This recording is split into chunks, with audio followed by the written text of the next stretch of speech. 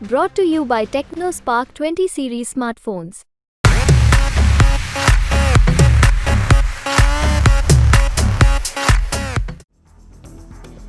तो आखिरकार मालदीव्स की जनता मालदीव्स के राष्ट्रपति मोहम्मद मोइजू को सबसे बड़ा और सबसे तगड़ा रियलिटी चेक देने वाली है। इंडिया आउट का नारा देकर सत्ता में आए मोहम्मद मोइजू को अब उस बात की सजा मिलेगी जो पिछले कुछ महीनों में उन्होंने मालदीव्स के सर पर थोप दी। मालदीव्स की जनता के लिए भारत के साथ दुश्मनी मोल लेकर जो परेशानियां मोइजू ने पैदा की हैं, अब उसका हिसाब किताब आज जनता तय करने वाली है, क्योंकि मालदीव्स में 20वां संसदीय चुनाव होने वाला है। भारत के पड़ोसी देश मालदीव में चुनाव है और 20वें संसदीय चुनाव के लिए मालदीव भी पूरी तरह से तैयार है, जिसके लिए आज उन्हें ये तय करना है कि वो मालदीव्स के भविष्य के लिए क्या चाहते हैं। पिछले 3 महीनों में 50% की टूरिज्म में आई गिरावट ने अब तक मालदीव्स की जनता को ये समझा दिया है कि भारत के साथ राजनयिक स्तर पर संबंधों को खराब करके मोहम्मद मोइजू मालदीव्स की जनता की कितनी बड़ी गलती थे और अब उसी गलती को सुधारने का मौका फिर एक बार आ गया है। कुल 93 सीटों पर मालदीव्स में चुनाव होने हैं।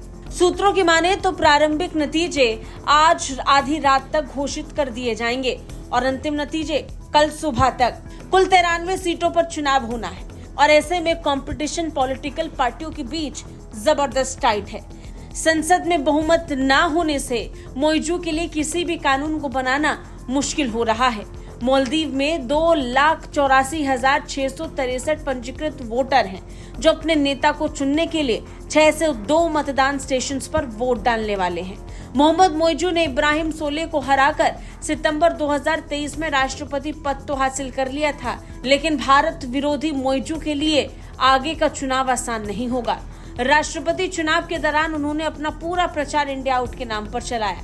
संसदीय चुनाव के लिए भी प्रचार में उन्होंने भारत विरोध का सहारा लिया, जिस कारण ये चुनाव बेहद महत्वपूर्ण हो गया। अब अगर मोइजू जीतते हैं तो एक बार फिर इसे भारत की हार के तौर पर देखा जाएगा, लेकिन अगर मोहम्मद मोइजू को हार का सामना करना पड़ा तो स्थिति बिल्कुल उलट हो जाएगी।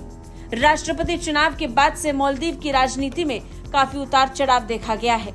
मालदीव की राजनीति में 2 कैंपों का दबदबा था, जो बढ़कर 4 हो चुके हैं। पॉलिटिकल एक्सपर्ट्स का मानना है कि 2023 के राष्ट्रपति चुनाव में सोले की विदेश नीति पर हमला करते हुए इंडिया आउट अभियान का बोलबाला था, लेकिन अब चुनाव घरेलू मुद्दों पर लड़ा जाना है।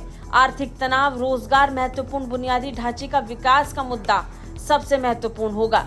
मोइजू लगातार जनता से उन्हें बहुमत देने की बात कहते रहे हैं। हालांकि चुनाव उनके लिए आसान नहीं है, क्योंकि राष्ट्रपति बनने के कुछ दिन बाद ही उनकी पार्टी को माले मेयर चुनाव में भारी अंतर से हार का सामना करना पड़ा। इसके अलावा ये चुनाव उनकी चीन समर्थक नीति को भी टेस्ट करेगा, क्योंकि जनता ये जानती है कि चीन के कर्ज जाल में बाकी देश किस तरीके से फंसी है और जिस चीन की तरफ इस समय मोइजू सबसे ज्यादा झुक रहे हैं, उसका नुकसान मालदीव की जनता को भी उठाना पड़ सकता है। हालांकि ये तो चुनाव के नतीजे बताएंगे कि वहाँ की जनता क्या चाहती है। ब्यूरो रिपोर्ट, भारत तक।